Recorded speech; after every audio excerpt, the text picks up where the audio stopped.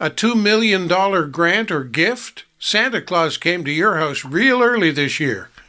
Yeah, it's a great way to start the week for sure. It's in the form of a grant, and it's a federal grant. And we've seen a lot of press releases come our way about federal grants going to very large centers and big cities and so on. This time, $2 million from a federal program for you and your town to build some new housing. This is kind of a big kickstart to a very major program that you have in store. Yeah, it sure is, and but we got to work for that money. It's not free. The town and the government, the federal government, reached an agreement, and we've got some things that we have to do to, as part of the action plan to achieve this kind of funding. And it's spread over a 3-year period, right? So get $2,264,000 dropped in your your bank account. It's something we'll get in advance, and that'll get us started. And then as we complete the things that we need to complete, then we'll get more funding. So it's got some things that we have to do. It's not just a matter of hey, we got a bucket of money to spend. Well, of course, obviously they should have some measure of control over what you do with the money, and that part would be the strings attached. But it sounds to me like the strings are simply, here's what you said you would do, and we're willing to give you this money. Now, you show us the steps along the way, and we'll keep giving you a little more. We won't give it all up front, but we'll give it to you if you do, in fact, what you say you're going to do. So having said that, what is it you've promised them? Well, we announced that we'll accelerate the construction of 67 homes over the next 3 years, and we believe that this will help spur the construction of 300 homes over the next decade. And so it's our housing supply growth target for the town is 177 housing units, and you know what? That's the largest growth in housing that we've seen in a long time in Amherst, I can tell you. And it's right across the board. With respect, I remember doing an interview with the predecessor in your chair, the mayor of the day, talking about, a lot of places are talking about affordable homes and wanting to build kind of high-density homes, apartment complexes, that sort of thing, to address the homeless question partly, but also to address the availability of homes to people on lower incomes. But your predecessor has made it very clear that Amherst is looking at homes for different prospects. That he gave the example that we've been looking for a long time now to draw new doctors to the area, and in particular new doctors to work at our regional hospital. And he said they're not looking for a small apartment in a big building. They're looking for what sometimes are described as executive homes. And then, of course, there's the middle of the economic pack are looking for nice family homes, and others who are looking for a roof over their head and everything in between. So your plan is very comprehensive, and you're looking for homes at all levels, aren't you? Absolutely. It covers the whole spectrum of the types of homes that people either are looking for, or, they might just be looking for a piece of land that they can build a house on, or it could be a home that we can help in terms of affordability.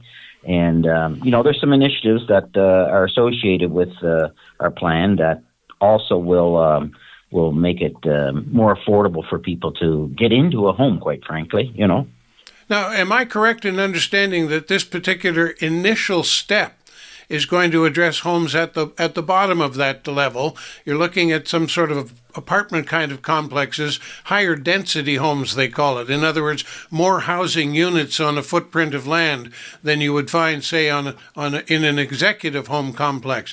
Am I right? Is this the entry level home that you're building in this first batch? Well, that's certainly a piece of it, and some of those housing units are already in construction mode. As you know, the previous mayor, Mayor Cogan, his council had agreed to develop a section of property on the eastern portion of Amherst, and So already 10 lots had been started, and we finished them up here just in the last couple of months. And we've had some real success in terms of selling those lots already. I mean, they've only been on the market for a month and a bit, and it looks like we're going to exceed our expectations in terms of those lots. And, there's 3 phases to that project itself in terms of the sewer and water services and putting them up for sale. So things are definitely positive right now for those lots. And the higher density buildings are in construction mode right now, along with another project that is being worked on.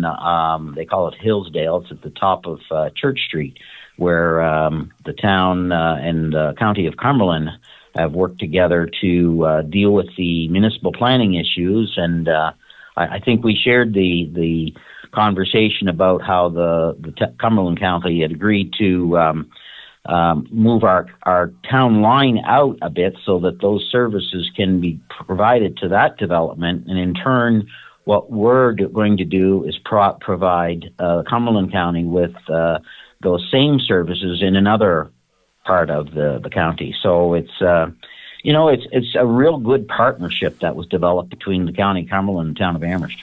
It is indeed. And of course, I want to go back to the point you made here about the phased effort by the town to put together service lots, as they call it.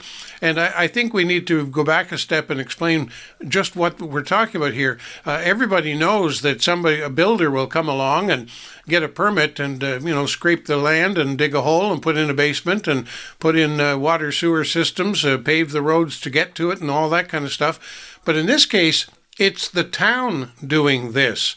That's the split. That's the break from the norm right there, is the town knows there's a housing need.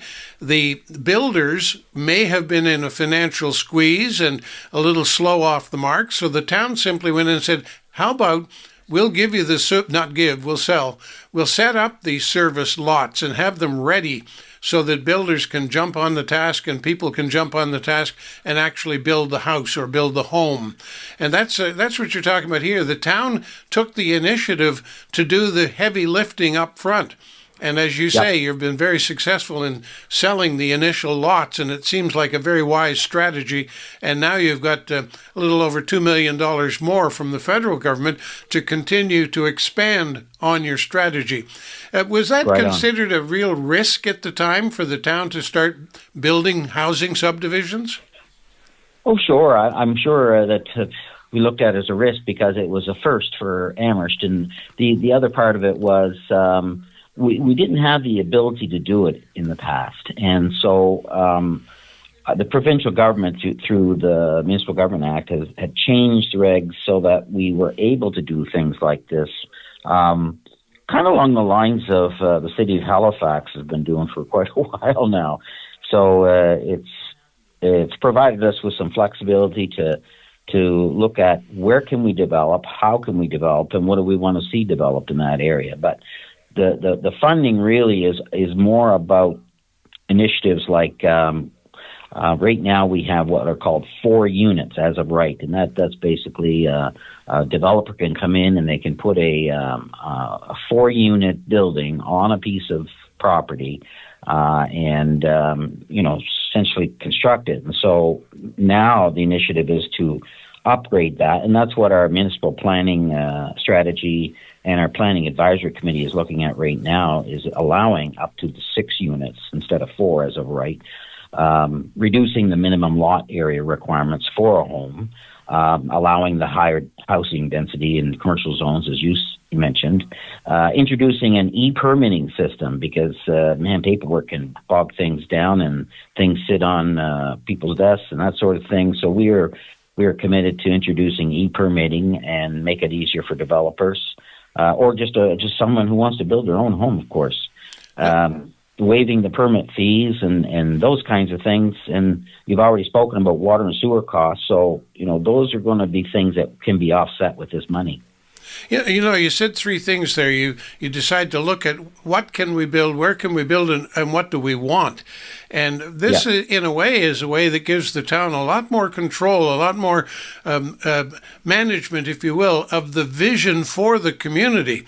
Is that in the past, the developers would determine what they wanted to build and come to you for a permit. But in this case, you get to kind of direct and point and nurse, if you want to call it that, developers into an area to do something that you want done. That's kind of a visionary statement. Well, it's every town I know has commercial zones and residential zones, but you also got to consider how will the sewer work? How will the water supply work? And so, by doing it this way in a controlled fashion, we can think ahead as far as do we need to have sewer lift stations located in certain areas of our town? Do we need extra pumping power for our water supply? Those kinds of things.